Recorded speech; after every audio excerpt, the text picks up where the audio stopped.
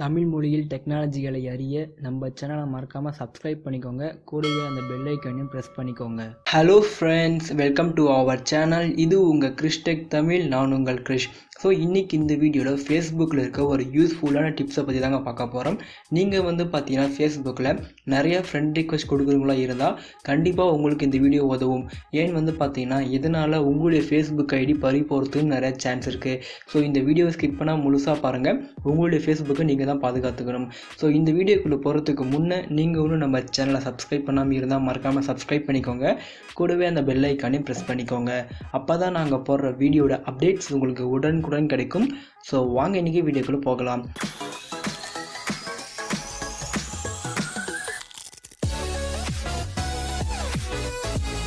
இப்போ பார்த்தீங்கன்னா உங்களுடைய ஃபேஸ்புக்கை நீங்கள் ஏதாச்சும் ஒரு ப்ரௌசரில் லாகின் பண்ணணும். நான் பார்த்தீங்கன்னா க்ரோமில் லாகின் பண்ணுறேன்.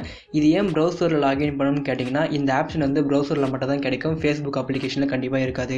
ஸோ ஏதாச்சும் ஒரு ப்ரௌசர் ஓப்பன் பண்ணிவிட்டு உங்களுடைய ஃபேஸ்புக் நீங்கள் லாகின் பண்ணிக்கோங்க. நான் ஆல்ரெடி இதில் என்னோடய ஃபேஸ்புக்கோட இமெயில் ஐடி பாஸ்வேர்ட்லாம் போட்டு வச்சுட்டு இருக்கேன்.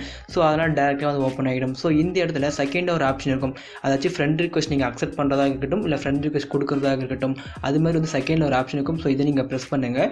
இந்த இடத்துல பார்த்தீங்கன்னா உங்களுக்கு ஃப்ரெண்ட் ரிக்வெஸ்ட்லாம் மேலே இருக்கும். அதுக்கப்புறமா கீழே நீங்கள் யாருன்னா ரிக்வெஸ்ட் கொடுக்குன்னு நினச்சிங்கன்னா ரிக்வெஸ்ட் கொடுத்துக்கலாம். அது மாதிரி நீங்கள் எக்கச்சக்கமாக ரிக்வெஸ்ட் கொடுத்து வச்சுருந்தீங்கன்னா இங்கே மேலே பார்த்தீங்கன்னா டவுன் ஏரோ போட்டு ஒரு ஏரோ மார்க் இருக்கும். இதை நீங்கள் ப்ரெஸ் பண்ணிவிட்டு வியூ சென்ட் ரிக்வெஸ்ட்னு சொல்லிட்டு ப்ரெஸ் பண்ணுங்கள்.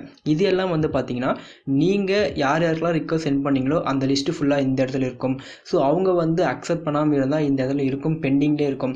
ஸோ இது மாதிரி ரொம்ப அதிகமாக பெண்டிங்கில் இருந்துச்சுன்னா ஃபேஸ்புக் இதை நோட் பண்ணுவாங்க. அவங்க நோட் பண்ணும்போது பார்த்தீங்கன்னா அவங்க உங்களுடைய எஃபி மேலே ஏதாச்சும் ஆக்ஷன் எடுக்கிறது நிறைய சான்ஸ் இருக்குது. அதாச்சும் உங்களுடைய எஃபி ஐடியை டெம்பரவரியாக பிளாக் பண்ணிவிட்டு அவங்க பார்த்தீங்கன்னா உங்களுடைய கவர்மெண்ட்டோட ப்ரூஃப் ஏதாச்சும் கேட்பாங்க.